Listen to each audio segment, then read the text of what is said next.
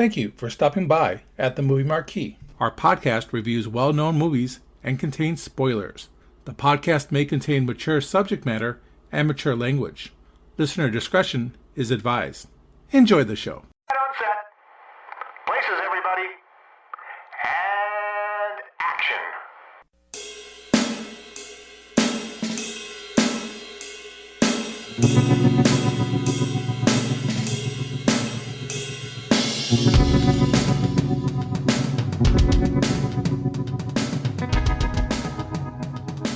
Hello and welcome to today's Drive-In Double Feature. Today we're going to be talking about the legendary Kevin Smith, and our first movie is Clerks. With always are my faithful sidekicks, Ted. You know, there's a million fine-looking women in this world, dude, but they don't always bring you lasagna at work. Most of them just cheat on you. And Ken. I'm not even supposed to be here. And of course, I'm your host, Eric, bunch of savages in this town and on this podcast. So thank you all for joining us. Hey, Ken, tell us a little bit about the particulars of Clerks. Okay, Clerks, starring Brian O'Halloran as Dante, Jeff Anderson as Randall, Marilyn Gelati as Veronica, Lisa Spoonauer as Caitlin, Jason Mewes as Jay, and Kevin Smith as Silent Bob. This was directed by Kevin Smith, produced by Scott Moiser and Kevin Smith, written by Kevin Smith. It was released on October 19th of 1994 by Miramax Films. Running time, 92 minutes. It was budgeted at $27,575. $230,000 was added after post-production, after Miramax bought the film, and took in $3.2 million at the box office. Cool. Boy, October 1994. What was the big movie then in October of 94? Stargate. Oh yeah, Stargate. That's a great flick. I mean, there's a lot of great stuff on TV at the time. I know 94, let's see, I was just out of high school. This is before all the big, Netflix and Prime and all the internet stuff. You had cable, but at this point in my life, network TV ruled. Great shows. Frasier, Friends, obviously you're binge watching that right now. Seinfeld, yep. Roseanne, Murphy Brown. Some of the iconic 90s comedies aired during this time. Mad About You, Full House. TGIF. TGIF, that is right. And Must See Thursday. Yeah, NBC ruled at this time. So this movie obviously came out in October of 94. It had a low budget, made a little bit of money. What did the critics think of it, Ken? Clerks received an 88% on their tomato meter, which is certified fresh. The audience score was 89%. Richard Corliss of Time magazine said, the film looks no more expensive than it was. Some of the acting by local non-professionals is particularly amateurish. The story is a series of anecdotes about hockey, shopping, and loving the one you're with, but it's worth loitering around in the shop. That is a horrible review. That is a bad seriously. Review. That's the one you chose? It actually was a positive review based on Rotten. Wow. Hey, it's a $27,000 movie. It looks like crap. It looks like shit. It's black and white. He said it was worth hanging around to watch the movie, guys. Come on. I know. It's just kind of funny how he worded it. I'm like, hey. Roger Ebert of the Sun-Times said, Clerks is so utterly authentic that its heroes have never heard of their generation. He gave it 3 out of 4. Nice. Hal Hinson of the Washington Post said, amateurly-ish acted, clumsily edited, and slapped together out of what looks like surveillance camera footage. Well, that's because it was supposed to look that way. The thing bumps along That's not awesome. so much on talent as on audacity. So is this another positive review? That's Yeah, that's kind of like a kick in the mouth. That was my backhanded negative compliment. You guys got to understand, not every review was 100%. And then No, but if it's a positive review, you usually don't say, hey, it looks like crap. Looks like surveillance video. But it was supposed to look like surveillance video. That's great. And the funny thing is, they turned out the surveillance video in the movie. Yeah, right? I know. With the extended cut. So John Hartle of Film.com said, at 24, Smith also knows something about casting. Using a mixture of stage actors and novices, he found the right ensemble tone to make Clerks seem spontaneous as it needs to be. There's a positive review. Exactly. Well, the first one I gave was positive, Richard Corliss. I guess. It's kind of like saying, hey, I'm glad your dog died, but he led a good life. Right. Well, Roger Ebert said nice things. He gave it 3 out of 4. Roger Ebert loved the movie, Yeah, Roger Ebert was always Yeah. a Kevin Smith fan. obviously. Now, Ted, you've got the hard job right now, giving us the plot. The plot of Clerks. Yeah. Clerks tells the story of a day in the life of Dante Hicks, a lovable underachiever who in his post-high school life has found himself stuck in a rut. Dante works as a clerk at the Quick Stop grocery store. The day in question begins with Dante being awoke to the news that his co-worker, who was supposed to open the store, can't, and he has to go in and open. Dante continually laments the loss of his day off, but agrees to go open the store. Dante's morning consists of interactions with a variety of different customers, but Dante is saved by an angry mob of customers by his girlfriend, Veronica. Veronica is a college student who recently transferred schools to be closer to Dante, with the hopes of getting the directionless Dante on a path in life. Veronica and Dante get into an argument over how many sexual partners they've each had. After Veronica leaves to go to school, we are introduced to Jay and Silent Bob. Jay and Silent Bob are two minor marijuana dealers who hang out in front of the Quick Stop and RTS video store. After more interactions with customers, making Dante's angst over being at work worse, we are introduced to Randall Graves. Randall is Dante's best friend, and he's also a clerk at the RTS video store that's connected to the Quick Stop.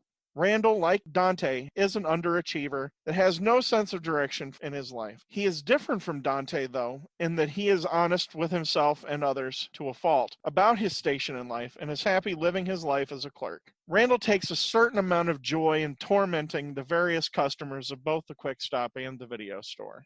Dante's day gets worse when he finds out that the owner of the Quick Stop, who is supposed to relieve him at work, is in Vermont and will not be coming into work, thus leaving Dante to work open to close. Just when Dante thinks that the day cannot get any worse, he reads in the paper that his on-again, off-again ex-girlfriend, Caitlin Bree, is engaged to be married. Caitlin and Dante have been talking in secret, and she did not tell him. These two events send Dante into a downward spiral. Dante, feeling more upset over the events of the day, becomes very disillusioned and closes the store to go play hockey on the roof of the Quick Stop and video store. After learning about the death of a former girlfriend, Dante closes the store again to go to the wake. Caitlin then shows up at the Quick Stop to surprise Dante. She says she's visiting him because she knew that he would be upset over learning that she was engaged to another man. She convinces Dante that she does not love the other man and in fact wants to try to give dating Dante another shot. Jay and Silent Bob come into the Quick Stop after their quote-unquote shift is over, and Silent Bob in one line convinces Dante that he does in fact love Veronica. Meanwhile, Randall finally takes initiative, decides to inform Veronica that Dante's still in love with Caitlin. Veronica then understandably breaks up with Dante. After learning that Randall is the one who told Veronica everything, ending their relationship, Dante tries to beat up Randall. The two proceed to make a mess of the Quick Stop, and Randall tries to impart wisdom to Dante.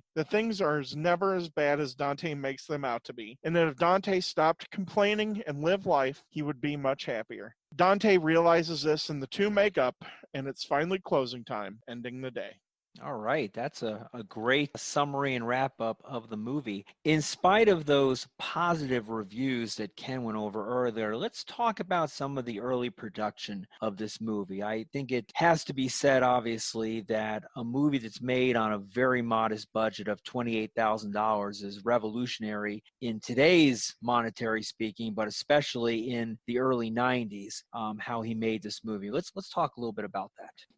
Kevin Smith worked at the convenience store that this film was filmed at. He had to use store at night, preferably, I believe, after 11 up to 5 o'clock in the morning. And they worked 3 weeks straight on this. Little to no sleep for the actors because they had regular jobs. Yeah, that's why the shutters had to be closed in the story, because they needed to shoot at night. And they couldn't afford to have the big lights outside to illuminate the inside of the store from the outside like it was daytime.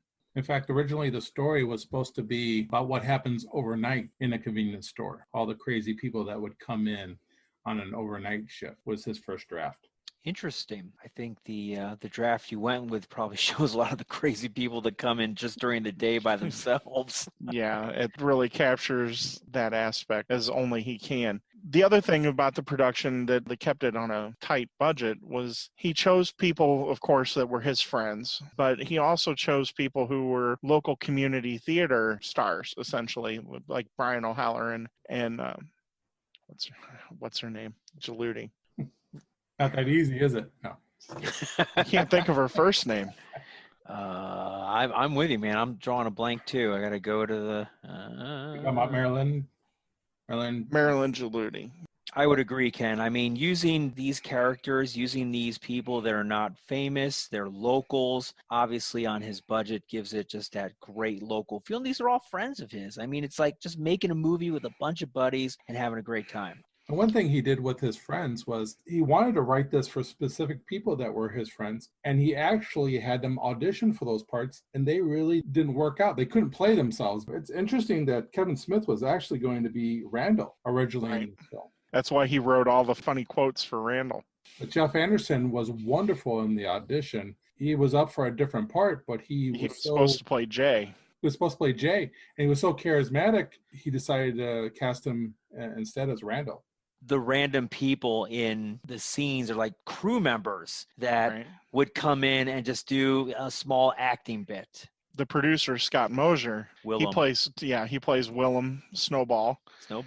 And he also plays the customer who climbs on to play hockey when they're playing hockey on top of the quick stop. It's also good to know that they had to go very light budget, and at this time of frame in the 90s, it was less costly to film in black and white. That's why we're seeing in black, white, and not in color, is because of the cost. Yeah, it's also easier to edit in black and white than it is in color as well, too. So you have the list of characters, obviously. Ken, you want to go over some of the characters you did earlier? We can kind of go over them and kind of move into the Askew-verse. So the characters out there are Dante, Randall, Veronica, Caitlin, Jay, and Silent Bob are our main characters. Let's talk Dante. Well, Dante is a whiner. Dante is a guy who, it's his day off. He's not supposed to be here in the convenience store, but he gets called in because he's promised that he'll be off by 12 so he can play hockey at 2 o'clock. And then, of course, it all snowballs from there. Yeah. His boss goes to, Vermont or something? Vermont skiing. Yeah. And he's got Randall, who works in the store next to him, the video store.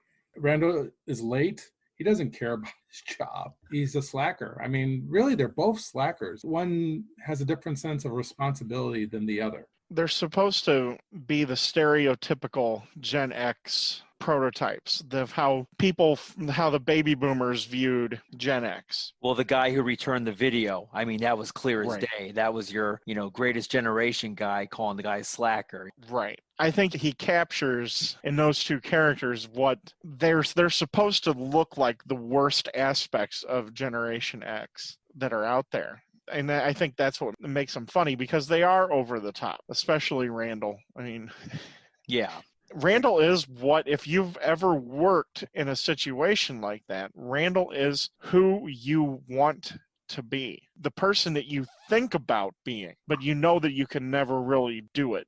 But Randall does it. I think that makes him endearing, because anybody who's actually done a job similar to this completely understands where Randall comes from. Actually, I don't understand where Randall comes from, because Randall is mean-spirited. He's mean to start with. It's not like he's responding to a rude customer or a bad person or whatever the case may be. He's already rude to them before they can even be rude to him. I don't want to be Randall, because Randall is a jerk. These guys remind me of people who used to hang out at Denny's late at night, and everyone at Denny's was an expert. They had all the world's issues ready to be resolved, but they were also the slackers that didn't want to go to college. They didn't want to go into the workforce. They basically just wanted to hang out at Denny's at 2 o'clock in the morning and tell everybody how the world was wrong. This is what these characters are. Oh, definitely. There's definitely an element of truth in that, but I don't know. I don't know how to put this. I enjoy them. I think they're funny. Definitely. I think they're people that I relate to. I mean, if you've worked in retail, who hasn't wanted to just tear into the random customer just because they're so ridiculous? It's over the top. Right. It's so over the top. Exactly. Customers that are portrayed there, they're caricatures, but they're caricatures of real life customers. Right. the whole trope of the customer is always right is just, it's ridiculous. When Randall's sitting there, he's reading the paper, he's ignoring the customer, Right. and then he blames her for her ruse.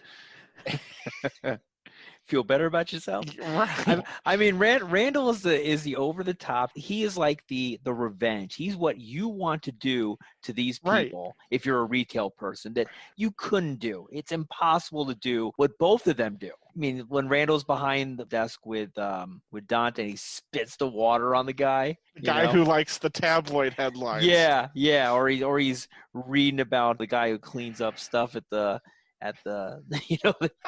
But do you really want to be that guy? I'm so offended. Yeah. Do you want to be a guy, though, that spits water at a person for being annoying because of tabloids? Yes. Honestly, I've never worked to. retail, but from people I've talked to, yeah, they do. Yeah. Oh, yes. For sure. I have worked retail. Yes. There are customers that deserve to be I don't think spat a on. deserves to be spit on because he was talking about the tabloid papers. It wasn't like he was attacking the guys behind the counter. I worked in retail for a very long time. I mean, I worked in like the grocery store business for over a decade, and I never, ever wanted to do something like that to a customer. But Randall hates customers. Yeah. It'd be a great job if it wasn't for the customers. Right. He basically wants to be paid to do nothing. Pretty much. He doesn't like people, but he likes gatherings. That he does. Yes. Yeah. I like it when he's like late to go into the video store and you have that lady who's waiting for some movie. She's waiting for dental school. Dental school. Yeah. And he's like trying to open up the door like he doesn't work there. And she's like, he's not here. He's like, I bet you $20 that I can get that movie before you. The problem with that is we never found out if he got the $20. No. I somehow doubt it. It's pretty funny. Let's talk about our favorite scene in the movie. You got to have one scene that you watch that you just laugh your ass off every time you see this scene. I know what mine is, and I'll bet you will probably overlap with one of you guys. So my scene, obviously, is going to be when he's ordering the videos on the phone. When the mom walks up and wants that little Happy Scrappy Hero Pup. Happy Scrappy Hero Pup. The behind the scenes footage of that is I remember reading that when they did the Q&A. Jeff Anderson's like, my mom's gonna see this, and he's like, I can't say these things, and Kevin's like, don't worry about it. And then like a minute before he gives them, he writes down all of these titles, and then he goes like a minute before he gives me the list back, and Kevin, he has another 4 titles. So he's just going through this list, and it's hysterical. I mean, that's your NC-17 rating right there. Oh, yeah, for sure. So my favorite, there's so many for me, and picking out one particular, I love when Dante is with the old guy who's returning the video. And that old guy comes in, and that he's exasperated by the fact that, one, the store's late in being open, and why he continually comes back to the RTS video is beyond anybody's knowledge about why he does what he does. Right. But he does go back, and then Dante throws his keys away. Yeah. Got your keys. That's so... I know that interaction with the customer. Yeah, it makes me laugh every time. Well, that interaction is, I'm okay with like something like that because the customer was mean-spirited, and I didn't have a problem with like Dante doing something rude back to him, like taking his keys. He also said something to him. Randall's night job as an air traffic controller. Right. Smart ass. Yeah. So I like that because he was being rude to him for no reason. I mean, Dante didn't do anything to him. And so I'm okay with the retribution back to the customer in that case. Not just for people, though, that are just annoying. If I had one scene, and it's a very small scene, I really love Salsa Shark. Oh, I love Salsa Shark. Salsa Shark. Yeah. Not. I just love Need it. a bigger boat. We're going to need a bigger boat.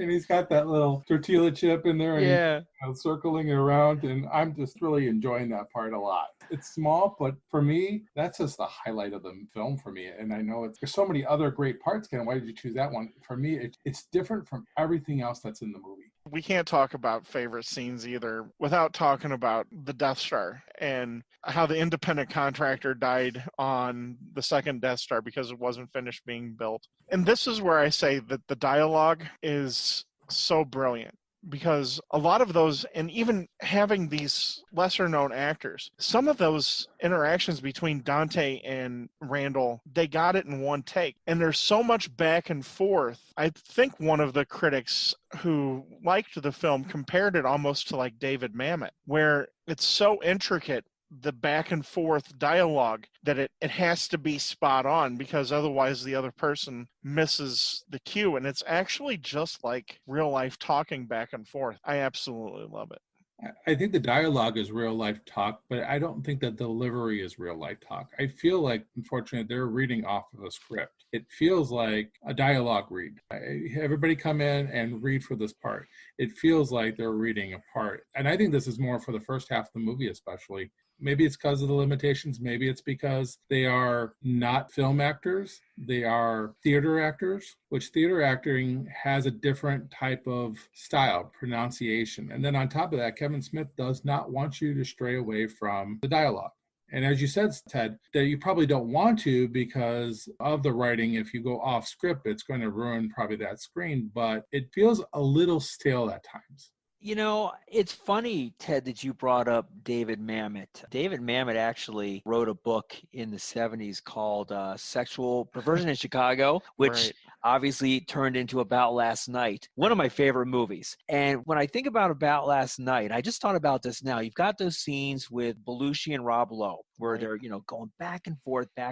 And that conversation between those two actors is so natural that you feel like you are actually part of the conversation. And in Clerks, I actually felt like in some of these scenes that I was part of the conversation. I didn't feel like when I watched this movie that they were reading off scripts a lot of the times. To me, it actually felt natural. Yeah, I agree with you 100%. I think you almost feel like you're not only just a part, but you're witnessing two people having a conversation as well. I completely agree with you, Eric, on that. Like you're at the register just listening to it. Right, exactly. Yeah.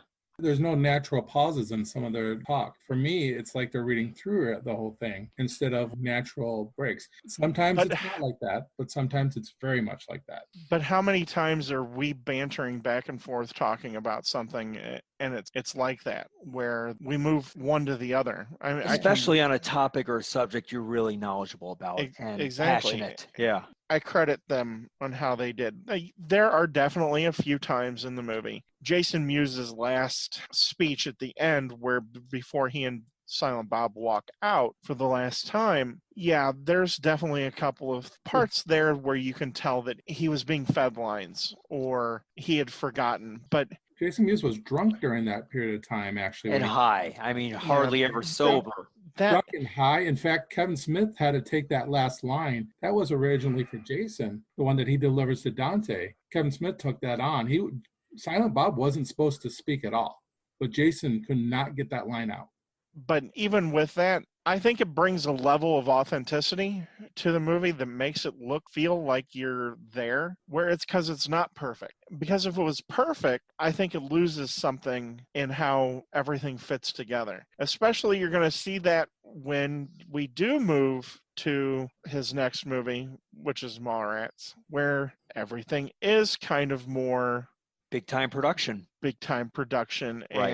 and some bigger stars are there. So I think there's an endearing quality to the low budget. It makes you feel like you're in the Quick Stop or the RTS video.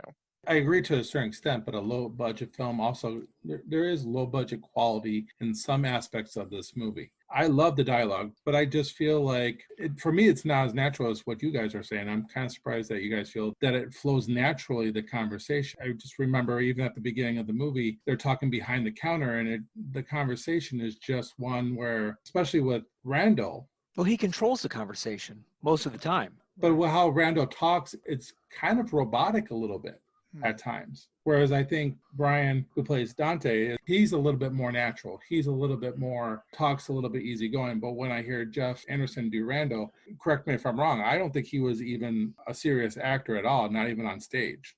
He didn't want this part. He didn't want this part at all because it was too challenging for him, he said. And in fact, Marilyn, his co-star, didn't think that Jeff Anderson was up for the part. She just think that, the casting was wrong here.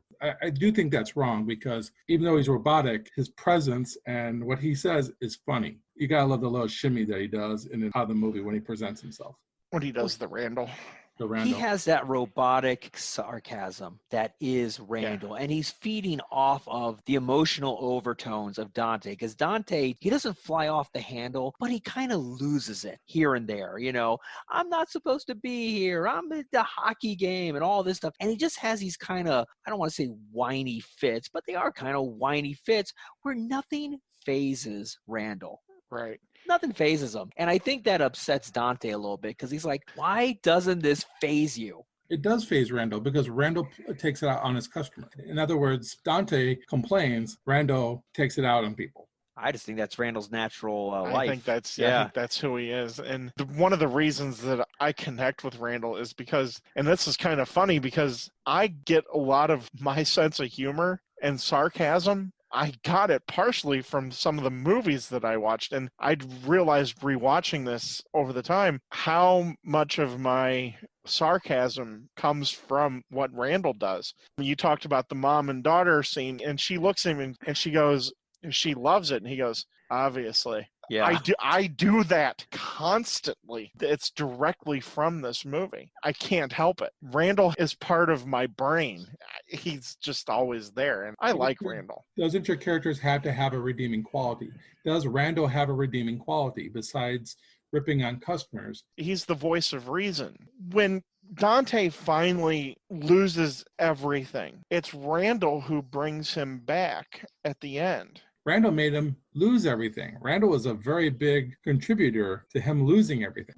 Randall really does like Dante a lot, and he wanted to do what he thought was best for him. Obviously, you don't want to do what Randall did and interject yourself into your best friend's love life, but I think legitimately he was not trying to hurt Dante. And I think he knew down deep Dante would screw that interaction with Veronica up completely. Well, the good thing about Randall was the scene where he's talking with Caitlin and he's saying, so you guys going to try this again? And she goes, yep. She kind of felt like it was a woman's instinct that this time it might work.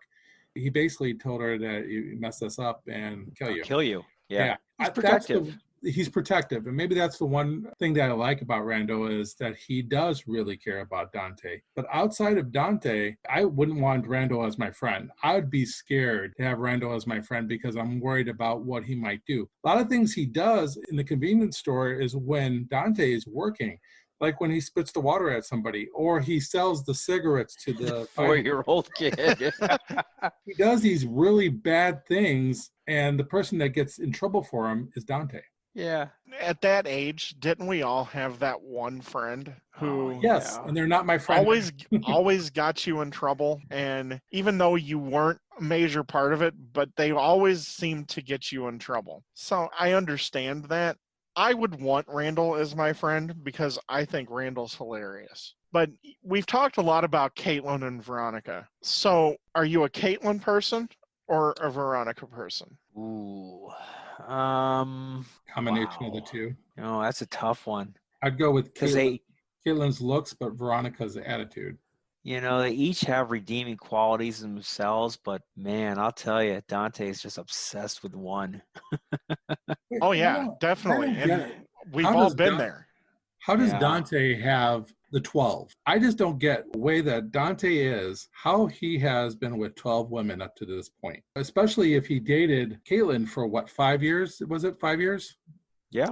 He's only 22 years old, and he dated Caitlin for 5 years, but he's been with 12 girls. And she cheated on him 5 times, 8 times. 8 times. No, 8.5. 8.5. That's right. And she inadvertently drove man to a deviant lifestyle. Right. Well, that was because she thought she was sleeping with somebody else, but it ended up being Dante. So that's the half. That's right. And the two guys moved to Vermont or something, Utah. No, they moved to Idaho to raise sheep. Yeah.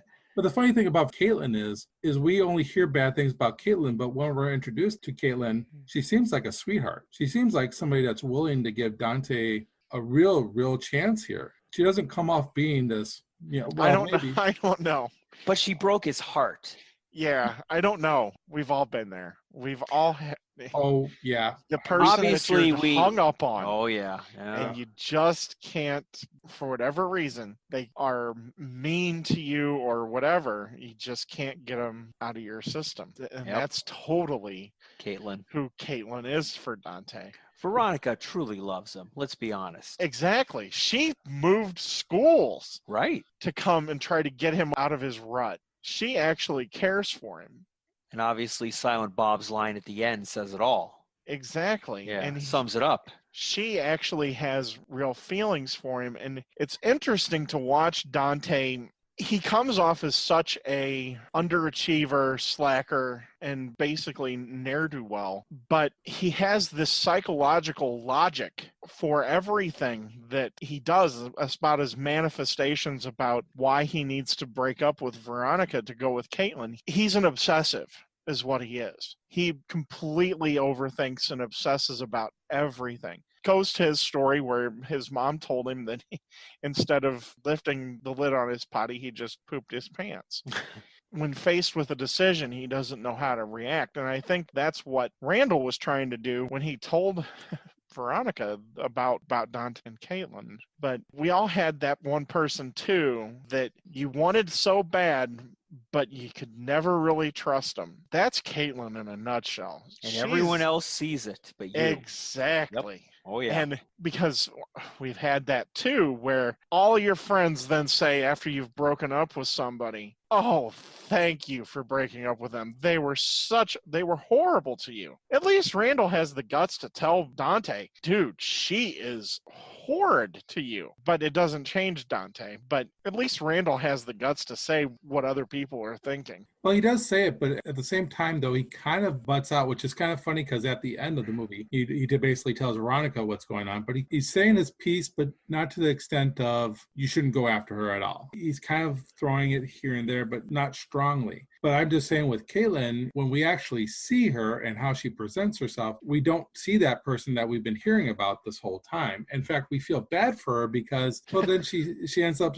going in the back bathroom and ends up with that guy who's dead and has sex with him, and she's catatonic at the end of the film. And you feel bad for her. You don't feel like she got what she deserved because we really didn't see her ever treat Dante bad.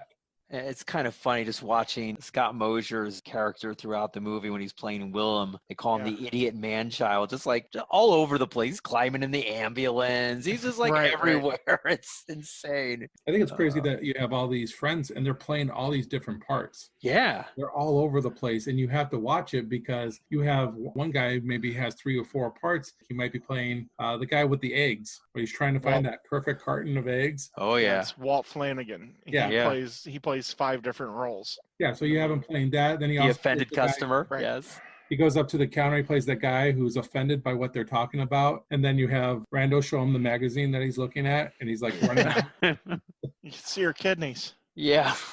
Kevin Smith's got his friends all over the place. He's got his sister in the movie. She's the one that describes what the guy is doing with the eggs. And one of the things, obviously, I found very interesting about this movie is his friends and how a lot of these people are continuing on to his other movies throughout the 1990s, his Askewverse. The Askewverse. The Askewverse. So in the Askewverse itself, Clerks technically takes place a day after Mallrats. Correct. I have figured this out. It's like trying to figure out the JFK assassination. The girl who had the heart attack, or Julie Dwyer. Julie Dwyer. She had an aneurysm, right? Right, in the pool in mid-backstroke. And that was the funeral they went to. Right. Yeah. So Randall is related to Brody from Mallrats. Right. Through their mutual cousin Walter Graves, who died trying to suck his own dick. And Alyssa Jones, who was the main character from Chasing Amy, is mentioned because she's friends with Caitlin. And then, of course, we meet Rick Darris, too. Rick Darris, yes. And then, of course, there's Jay and Silent Bob and and Dante.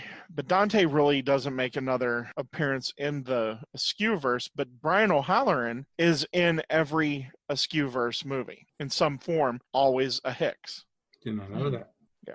In Dogma, he is a reporter, Yes, he is. and the last name Hicks Yeah. as one example, but they always pop up. Those are the main hits for the Askewverse and Clerks that set up everything to come into the next movies that live in that universe. So did he have this in mind when he wrote Clerks, to have this kind of universe created for these characters? Or is this something that just kind of spewed after this movie was completed? He never really says. Yeah. And I think it's one of those things that just kind of came together because he wanted to set everything in and around his hometown. So it made sense. Well, these people have to interact with each other at some point, right? Right. Because even though they live in New Jersey, we all know like there's 3 towns that are so close together that it's like being one city. So these people would have had to have had interactions or familial connections. So in a way that all just kind of lent itself to become this greater thing. It kind of seems like, though, that these actors need to rely on this kind of universe, too, though, because outside of this universe, they're not really in much that can go back to their limitation as actors, maybe? Maybe. Some of the I mean, characters maybe. I are don't know. expanded a little bit in Mallrats. Outside of this universe, though, do we see these actors in anything else? They pop up every now and then in something. Take like Jeff Anderson. It was hard for him to branch out from Randall because Randall is so iconic because you're always going to be known as Randall. I mean, It's like Stifler. yeah, exactly. Yeah, but at the same time, the actor that played Stifler went on and did other movies that I actually seen. Jeff Anderson, I can't remember any other movie that I've seen him in outside of this universe. And I have enjoyed it, but I understand where you're coming from on that. Interesting note, Jeff Anderson, who played Randall, and Lise Spoonauer, who played Caitlin, they got married after this. If you watch the film, when he's talking to the Caitlin character and she walks away, he checks out her behind. Yeah, he does. He doesn't do it because it's in the script. He does it because he's interested in her, and Kevin Smith just decided to keep it in the film. Isn't that kind of Randall's character, though, too? That's why he kept it in the film. Yeah, that's something that Randall would do. But he didn't do it because of the character. He did it because he had the hots for her, actually. Well, yeah, I mean, it's understandable. What about the Jay and Silent Bob characters? We haven't really touched a lot on them. What are you guys' thoughts about Jay and Silent Bob? I think in this movie, I don't think they were the key characters. They were more backup characters. They were kind of honing their trade, if you will. I think in his other movies, obviously, Mallrats, they are more of a key starring role, obviously. That movie is almost based around them.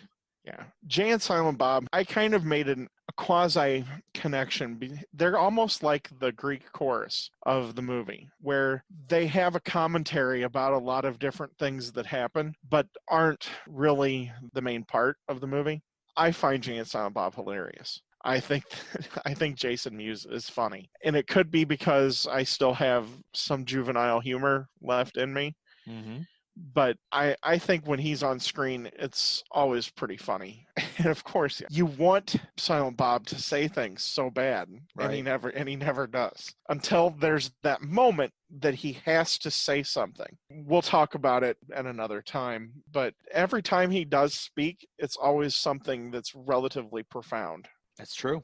This part was written for Jason Mewes. It's based off of him. When it didn't work out originally with Jeff Anderson to play Jay, because, well, it didn't work out because he got Randall, which, the better part. Jason he was nervous to play himself.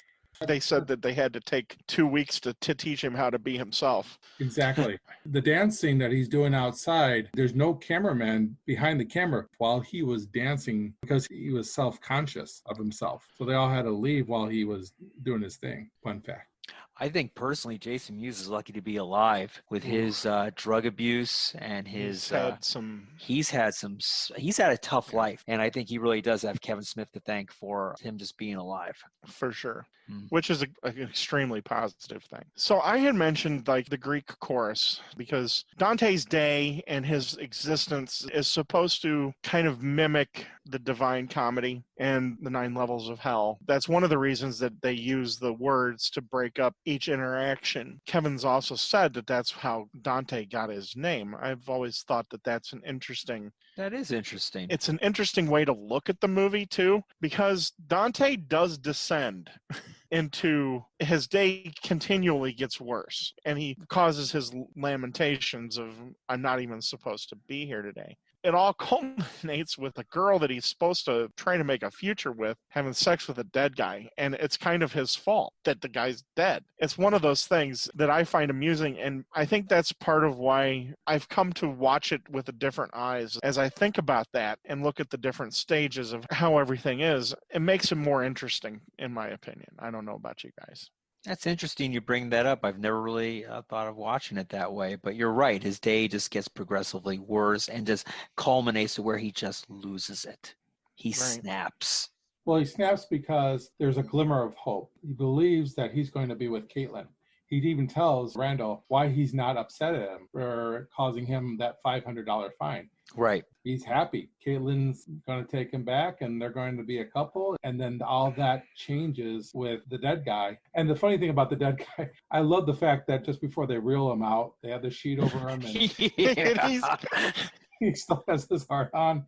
And they actually have the magazine on top of it. Yeah. The core. Is it Willem looking at it or something too when he's in there? Yeah. It's insane. It's crazy. And the coroner's like, what kind of convenience store are you running here? What kind of store are you guys running? Yeah, exactly. Yeah. And they're like, this must be the craziest thing you ever saw to the coroner. And she's like, no, there was the...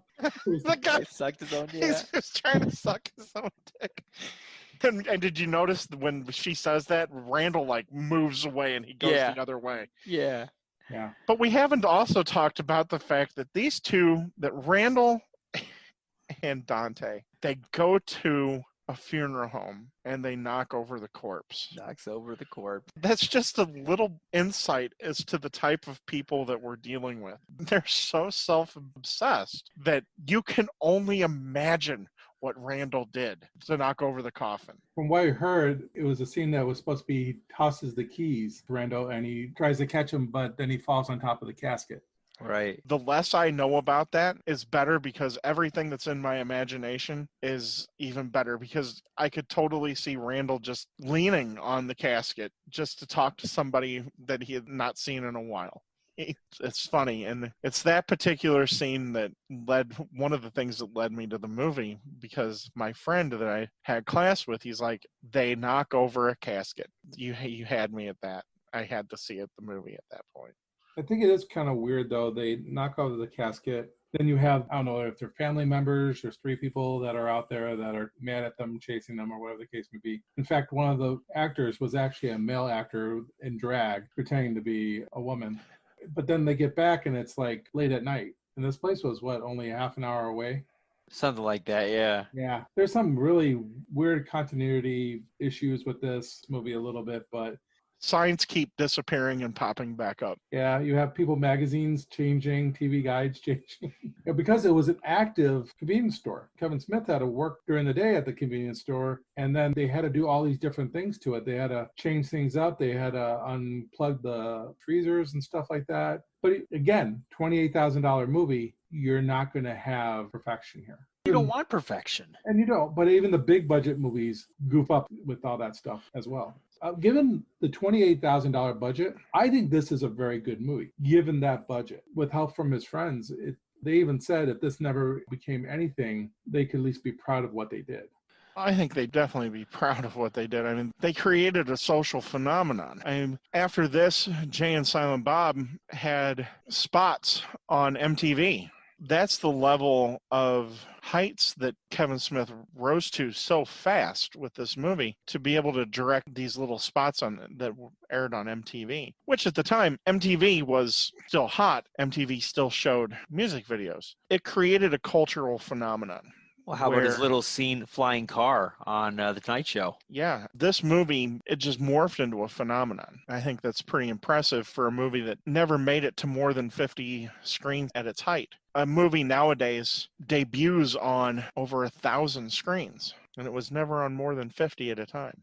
Well, I think that's also amazing. because they didn't have faith in this movie. Weinstein did not like this movie when he first saw it. He walked out 15 minutes in because the first scene is about smoking, and was a big time smoker. He got up and left, and he passed originally on this movie. And we haven't talked about that first scene, which is very interesting. The guy comes in, buys some coffee, and then he's like, "Can I drink this here?" And he's like, "Sure." And another guy comes in, he tries to buy some cigarettes, and then he tries to talk him out of the cigarettes. The Chuli's gun rub. Yeah, try this gum instead. And then, everything works fine. And then Dante's like, "Hey, can you not do that?" And he's like, "Sure." And then the next guy comes in and he starts doing it. They're now against Dante. He gets them all riled up against Dante, calls them basically Nazi, for Throws cigarettes at him. yeah, they're throwing cigarettes at him and relating the cigarette industry to the Nazis. It is until Veronica comes in with the The fire extinguisher. fire extinguisher and ends it. They find Who's out leading this mob?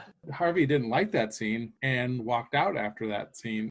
This film doesn't get made if it wasn't for just the right things happening at the right times. I would agree. Let's talk about the one thing that really kind of threw me for a loop here. And I found this out years and years and years ago. And of course, this is a potential spoiler alert for anyone who is listening. So if you haven't seen any of the extras or the raw feed or the original VHS copy of this when it was released, I think he recorded on VHS or something like that. Obviously, we all know how the movie ends in the theater. But let's talk about how it ended originally. It's a little darker. A little. That's putting it mildly. Darker. Yeah, a little darker. To set things up, so originally the way the film ended was that you had Randall walking out doing the Randall and reminding him that he's closed, and then it goes to music. He throws the sheet that's hanging on the steel doors to him and goes, "Hey, remember, you're closed." Right. And that's it. But in the first cut, The director's cut, if you will. he actually goes behind the counter. He's reading like maybe a newspaper or something, magazine, and some person comes in, and then Dante is like, "Oh, we're closed," and then realizes the guy has a gun, and the guy shoots him and steals the money. Right. He's dead. Yeah, he's dead. Kills him.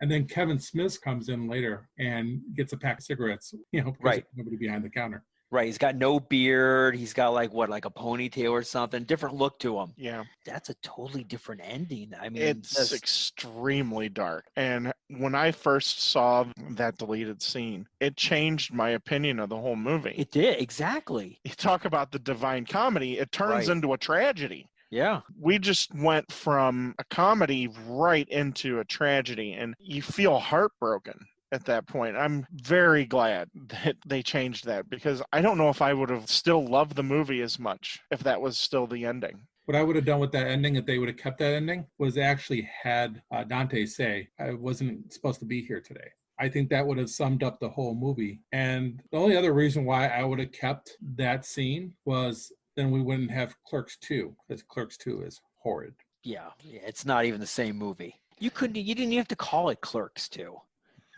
I'm sorry, guys. I like Clerks too. It makes me laugh every time I watch it. I love the characters of Randall and Dante. The fact that they go then to a fast food restaurant, to me, is... Movie burger. Movies. Yes. Yes. That fact alone, it's a natural progression for them. And the fact that it's been 10 years and they've not gotten above Clerks. They're still Clerks. Dante doesn't run the store. And of course, neither does Randall. Right. It's almost perfect. And I love some of the jokes from Clerks too. There are parts of that movie that I still quote on a weekly basis. I think they're so funny. I think it would be different if it was 2 years later and not 10 years later, because here's my thing. Is Maybe.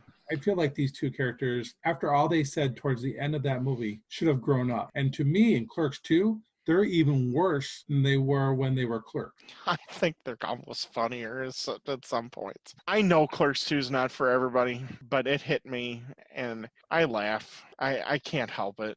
And some of it's so childish. But when anybody says that they have a ring, I always quote that scene from Clerks 2, the one ring to rule them all. And it makes me chuckle.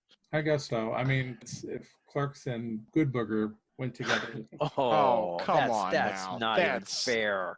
Come on. Not fair to Good Burger? Is that what you're saying? No. Good 'Cause, Burger's horrific. Good Burger is a much better Come on movie now. It's a much better movie than Clerks 2. I mean, No, even I won't know. I'm not buying Dante and Randall 10 years later in Clerks 2 with the same attitude, and Well, Dante is still Really? They're still the same. I mean, what part of the end of Clerks made you think that they were going to progress any further as because people? they're talking about how they want to change things. He's not going to go into work the next day because he's going to check up on Caitlin and see how she's doing and patch things up with Veronica. So it looks like he's trying to do the right thing. And then in Clerks 2, he's again having a problem. He's got this, this girl that they've been together and I believe he impregnates. He basically doesn't know what to do. And I'm sorry, it's just for No, me, she's 10 not years pregnant. later. Ken, look at it this way.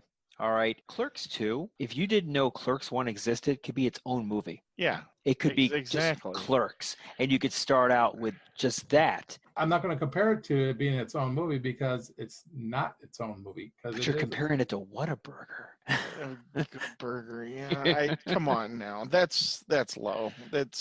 Clerks 2 has its issues, but yeah. There's a reason It's- why he hasn't been able to make Clerks 3. Clerks 2 was bad. Clerks 3 is going to get made. Clerks 3, where are they going to be next? Where are they going to be working? I don't know. I'll see it. I'll be right there waiting for it. What's the progression? At the end of Clerks 2, he buys the Quickie Mart, right? What's that? Right. Of course, the video store is going to have to be out of business. Right. Right. The video store portion is going to be gone. But you know what? I'm going to be there to see it because I'm invested in these characters. I like these characters, and I did like some of the characters that were introduced in Clerks 2. I liked Rosario Dawson's character. Oh, I did not like her character at You all. didn't? No. See, I did. No, I thought that's what really, for me, that's one of the worst things I thought about the movie. Yeah. Yeah. But he That needed somebody. It But that's ruined the it thing. for me. What attracts people to Dante? Dante is an underachiever. He doesn't want to have any type of responsibility. He's mediocre looks. He's not. Because ultimately, he is a good guy. He ultimately is a nice guy. He strings along his girlfriend for what, 7, 8 months? He's not a good guy. He's just holding on to this girl to wait till Caitlin comes back. With Dante, it's just weird because I would think with somebody who was dedicated at the job, because he was dedicated. He wasn't what like Randall was. He wouldn't was have come there. in. Yeah. He stayed the whole time. He could have left at noon. He says, I'll walk if you're not here at noon. He could have done that, but he doesn't do that. I just don't see why he's up to 12 women at this particular time and one for 5 years. It doesn't make any sense. They're just not likable. I don't think they're likable characters at all. There's things that I find funny. Rando and how he goes after customers who deserve it. I laugh at those. I don't laugh at when he spits at the customer because to me, there's nothing cool about that. I wouldn't want to. The guy deserved it. The guy totally deserved it. Randall deserved to be punched in the face. I wish that Dante did not step in because, of course, Dante is the one that basically has to fix that. Randall does not have any repercussions of what he does. He has to fix all of Randall's mistakes. And we've all had that friend. Yeah. Right. And I don't like those friends. That's why I don't have those friends anymore because they are a burden on my life. And so I don't like Randall. I like the Veronica character. I love the dedication of her. 37. That's Dedication. That's a little bit a red flag there. Yeah, I've only a little bit. I've only slept with 2 people, but gone down on 37 guys. And we don't get enough of Jay and Silent Bob in this. We enjoy them a lot more in the other movies like Mallrats and Dogma.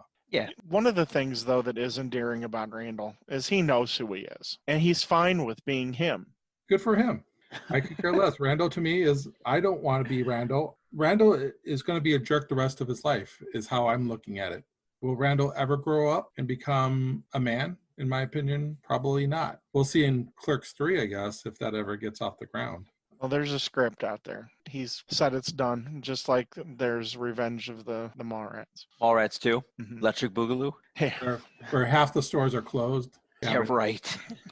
We'll save that when we talk about Mallrats. Let's talk about some of the, I know Ken has a whole slew of them, the errors and omissions that were found in this movie. Yeah, Eric, I got a few omissions, some mistakes here. So the administrator of fines states that the little girl was sold cigarettes at 4 p.m. that afternoon. That's impossible because the sale occurred before the hockey game, which was at 2. And Dante and Rando went to the wake at 4. There was problems right there with the time frame. And then after Randall sells the cigarettes to the little girl, Dante remarks that all the prices end in 9, yet all the price tags in the shop end in 5. The one that I noticed that's big for me is the shoplifting sign on the front of the cash register pops up and it appears and disappears randomly, sometimes in the midst of a scene. So one that I read here that I noticed too was Veronica's fire extinguisher sprays CO2, but we see her holding a water fire extinguisher. Fire extinguisher is hanging up in the next scene after she asks him for the ID. The fire extinguisher is hanging up at that time. Here's what I'm going to watch next time. It says here, the clothes worn by the mother asking for happy, scrappy hero pup change. Yeah. I love the name of that movie. Happy, scrappy hero pup. And then Dante's goatee gets longer and longer throughout the movie. Yeah, because they took different shots because Kevin Smith asked him to completely shave the goatee off. And then when they were filming, they filmed out of order, so his goatee looks different. Changes, yeah. That should be a movie he should make. We didn't discuss it much, but the list of those movies. Oh, it's great. Kevin Smith should make a movie called Happy Scrappy Hero Pup. Oh, yeah, definitely. That would be perfect. First two movies sound like they're legitimate movies. Oh, yeah. And then it just goes south from there. Like that, because it's a song. Come on, Eileen. I was just cracking up. Yeah, I know. That makes me laugh every time, too. Oh, that's great.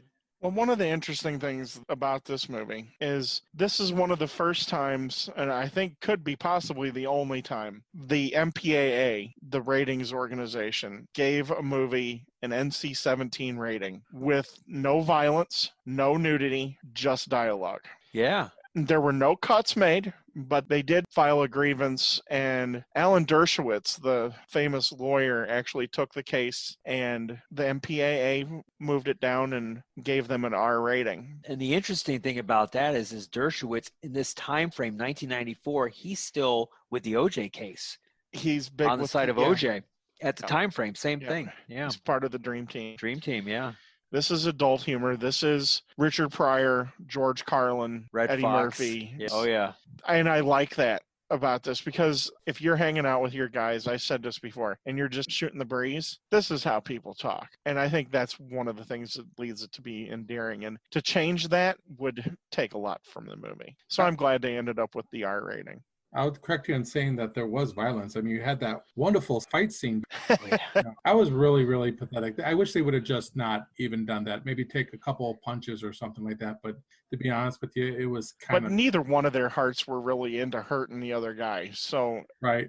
But I loved it, like when he walks into the door and Dante grabs him by the neck. Yeah. I love that. Yeah. That was for me like very Three Stooges-esque. Very much so.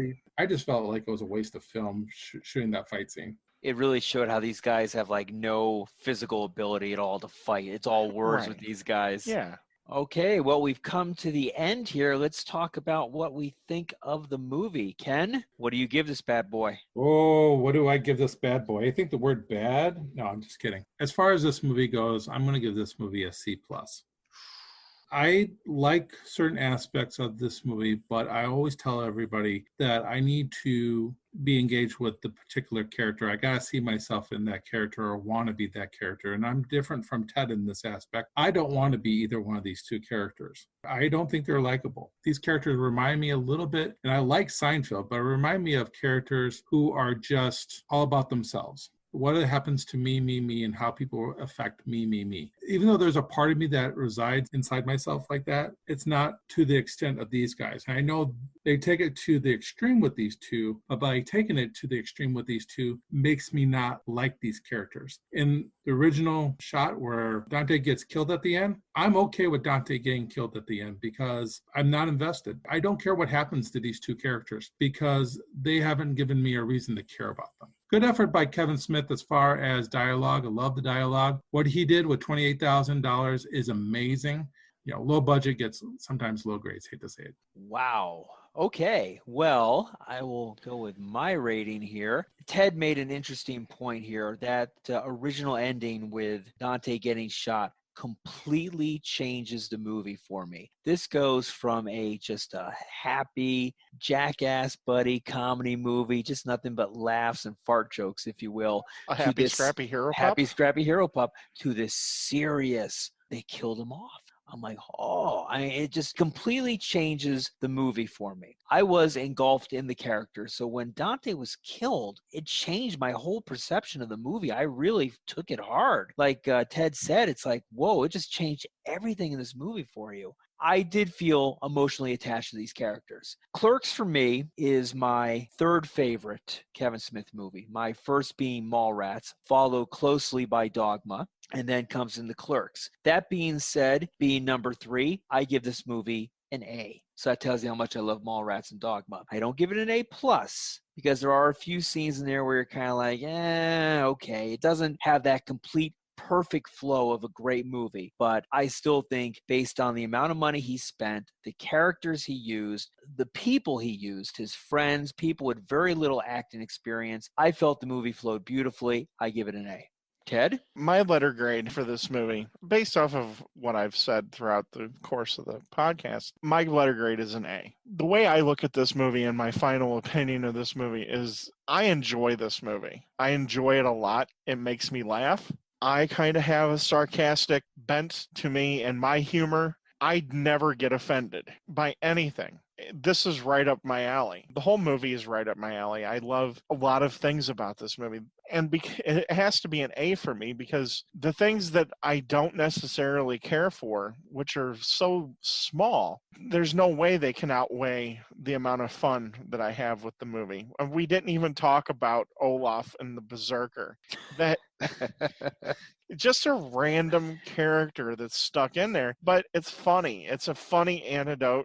I do like the characters. They're not supposed to be likable, but there is an endearing quality. This is our generation, guys. We all know people that are very similar to these people. We know people who are bits of these characters. How were we in this age? I mean, we're in our early 20s, right? Exactly. This is what we were, essentially what we were like. Also, too, what leads into my grade, do I rewatch it? And this is a movie that every few months I go back and I watch it again because I can sit and I can watch and I can laugh and I know I'm going to laugh. I don't have to worry, is this going to be stale for me now? I still laugh. And so that leads me to my A. And you both have said where this kind of ranks in your Kevin Smith. And I think I'll probably reserve how I really feel after Mallrats. There's one movie that's above them all for me. And then there's a couple that are bunched together. And that's in this second tier. It's right there. It's below Dogma for me. Dogma to me is for many reasons. And I hope that we do talk about it someday because that was a life-changing movie for me too. It's right there. I with Mallrats and Chasing Amy. I liked Jay and Silent Bob Strike Back. And of course, I'm a sucker and I liked Clerks too. So if it's Kevin Smith, I'm on board. And so that leads me to my A. All right. Well, there you have it. Thank you, everyone, for joining us today on this podcast. And stay tuned for our number 2 movie in our drive-in double feature. Number 2. Yeah. Mallrats coming up. Stay tuned.